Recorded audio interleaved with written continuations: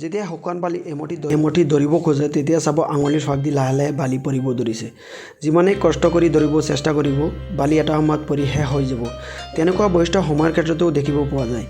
একেদৰে সময়ক যিমানেই ধৰি ৰাখিব চেষ্টা কৰক, যিমানে শক্তি প্ৰয়োগ নকৰক কিয় সময়ক ধৰি ৰাখিব নোৱাৰি।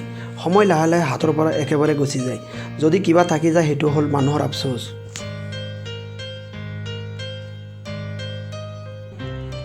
সময়ৰ এইটোৱেই বৈশিষ্ট্য যে সময় চলি গৈ থাকে আৰু আমি চাই থাকোঁ।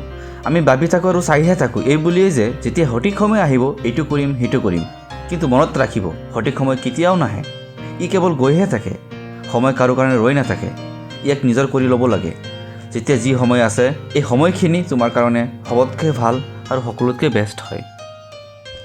যদি এই ঘড়ীৰ সঠিক সময়ত সঠিকভাৱে ব্যৱহাৰ নকৰে তেন্তে এই সময়খিনিক কেতিয়াও দ্বিতীয়বাৰ ঘূৰাই নাপায়। যিকোনো ডাঙৰ মানুহ সময়ৰ ওপৰত নিৰ্ভৰ কৰি ডাঙৰ হোৱা নাই। ইয়াৰ সলনি তেওঁ না সময়ৰ লগত চলে না সময়ৰ পিছতহে থাকে, তেওঁৰ সময়ৰ আগতহে চলি থাকে। বন্ধুসকল, সকলো পাব পাৰি, কিন্তু সময় যদি এবাৰ চলি যায় তেন্তে ইয়াক উভতাই আনিব নোৱাৰি। জীৱনৰ এটা চিৰসত্য কথা যে জীৱনত যদি কিবা হেৰাই আছোঁ সেইটোৱে হ'ল সময়।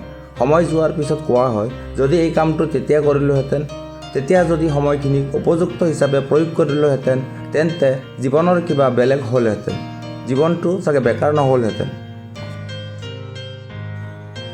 কাশ শব্দটোৱে জীৱনৰ এটা হয়। এই কাশ শব্দটোৱে জীৱনৰ সফলতা আৰু আকাশ চুব দিয়াৰ পৰা বঞ্চিত কৰে।